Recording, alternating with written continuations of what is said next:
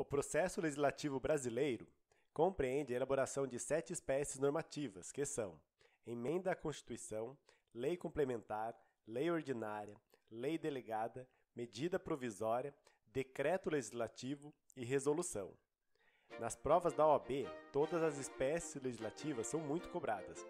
Assim, vamos tratar com detalhes de cada uma delas. Nesta primeira aula, vamos estudar as emendas à Constituição. E como este tema é rico em detalhes, vamos dividi-lo em 2 partes.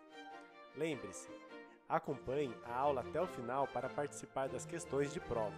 E inscreva-se no canal e comente, eu vou passar.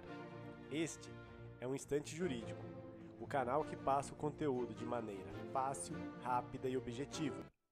Como vimos, em nossa aula sobre o poder constituinte derivado, é ele quem possui a competência para acrescentar, modificar ou suprimir texto da Constituição Federal.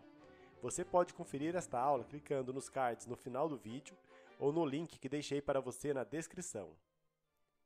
Conceito de emenda à Constituição. A emenda constitucional é a forma prevista para alteração do texto da Constituição Federal, previsão do artigo 60 da Constituição. Como a Constituição brasileira é classificada como rígida, para ela ser alterada, o seu processo legislativo é mais dificultoso e complexo do que aquele previsto para alteração da legislação infraconstitucional, como lei ordinária ou lei complementar. Para você compreender cada etapa deste processo legislativo, vamos te ensinar passo a passo. Limitações formais ou procedimentais. Iniciativa da PEC. A primeira delas diz respeito à iniciativa, ou seja, vamos verificar quem são os legitimados para apresentar a proposta de emenda à Constituição, PEC. Aqui nós temos um rol taxativo e restrito, isto é, somente aqueles que estão descritos na Constituição Federal é que podem apresentar a PEC ao Congresso Nacional, previsão do artigo 60, incisos 1, 2 e 3 da Constituição. E os legitimados são 1/3 no mínimo dos membros da Câmara dos Deputados ou do Senado Federal, o Presidente da República ou mais da metade das Assembleias Legislativas das unidades da Federação, manifestando-se cada uma delas pela maioria relativa de seus membros. Como esse rol é taxativo, não é possível a um deputado ou a um senador apresentar a proposta de emenda à Constituição sozinho. E também não cabe iniciativa popular, que é quando o povo apresenta o projeto. Processo de votação da PEC. Para a aprovação da PEC, teremos um processo de votação mais complexo, pois nossa Constituição Federal é rígida. Esse processo de votação ocorrerá da seguinte forma: a proposta de emenda à Constituição será discutida e votada em cada casa do Congresso Nacional em 2 turnos, e será aprovada se obtiver, em ambos, 3/5 dos votos dos respectivos membros.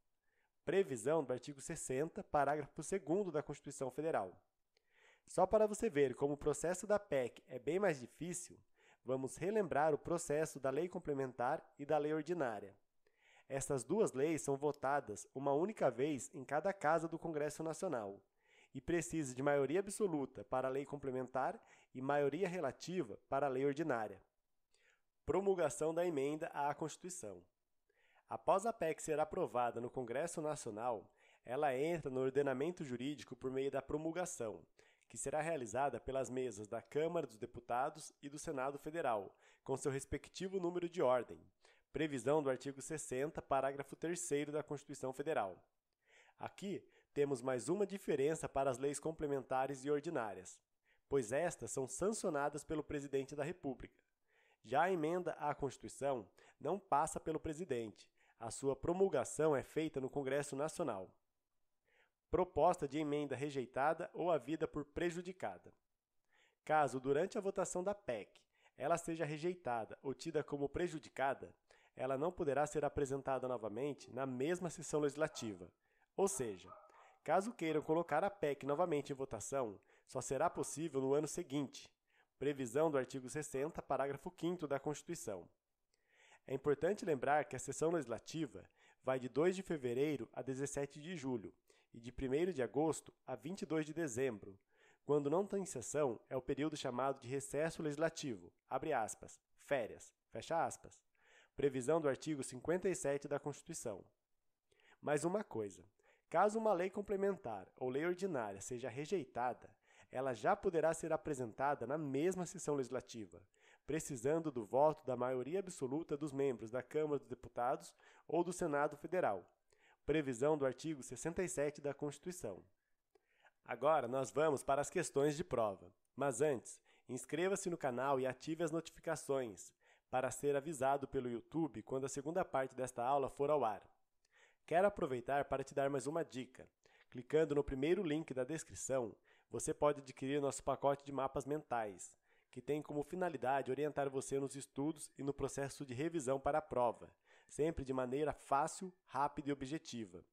Então, vem realizar o seu sonho, vem com o Instante Jurídico. Agora é hora de praticar. Vamos à questão de prova. Questão 1. Com relação aos poderes da República, julgue o item. Considere-se que determinada proposta de emenda à Constituição tenha sido rejeitada no ano de 2019. Nesse caso, é correto afirmar que essa mesma matéria não poderá ser objeto de nova proposta de emenda à Constituição no ano de 2020? Deixe nos comentários se está certo ou errado. A afirmativa está errada, pois é possível a apresentação de uma nova PEC sobre o mesmo assunto no ano seguinte, previsão do artigo 60, parágrafo 2º da Constituição.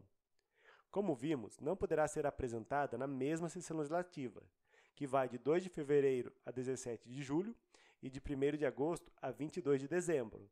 Então, nada impede a apresentação no outro ano, previsão do artigo 57 da Constituição Federal. Questão 2. Como forma de garantir a participação do povo nas escolhas políticas do Estado brasileiro, o Supremo Tribunal Federal decidiu que é constitucional a apresentação de proposta de emenda à Constituição por iniciativa popular. Deixe nos comentários se está certo ou errado. A afirmativa está errada.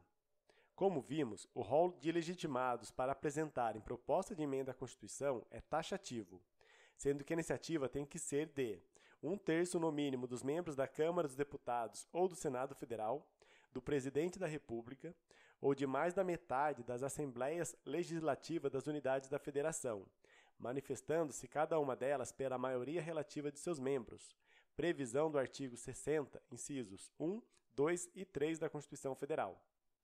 Questão 3. A Constituição Federal de 1988 é classificada como rígida, pois apresenta um processo legislativo para sua modificação bem mais complexo do que aquele previsto para alteração da lei complementar ou da lei ordinária. Sobre este tema, é certo dizer que a proposta de emenda à Constituição será discutida e votada em cada casa do Congresso Nacional, em 2 turnos, tendo que obter em ambos 3/5 dos votos dos seus respectivos membros. Deixe nos comentários se está certo ou errado. A afirmativa está certa. O processo legislativo constitucional foi estabelecido pelo artigo 60, parágrafo 2º da Constituição Federal. Agora terminamos. Então, inscreva-se no canal, comente "Eu vou passar" e também quantas questões você acertou. E lembre-se, para facilitar seus estudos e auxiliá-lo no seu sonho de ser aprovado na prova da OAB, elaboramos um pacote de mapas mentais, que traz os temas mais importantes e cobrados com frequência nas provas. Com os mapas, você estuda e revisa de maneira fácil, rápida e objetiva, e não fica perdendo tempo com coisas irrelevantes. Então, corre lá no link da descrição e adquira. Um grande abraço e bons estudos!